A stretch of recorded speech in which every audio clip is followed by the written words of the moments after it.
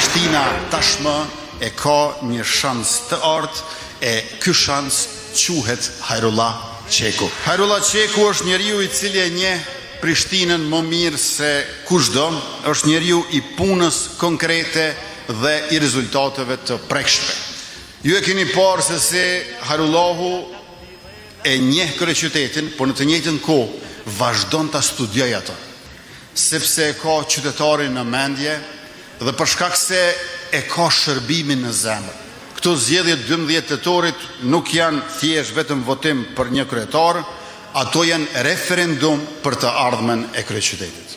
Kësaj radhe e kanë kandidatin e shkëlqyer më të mirën në këtë shekull që prej çlirimit në kryeqytet, Hajrullah Qeku.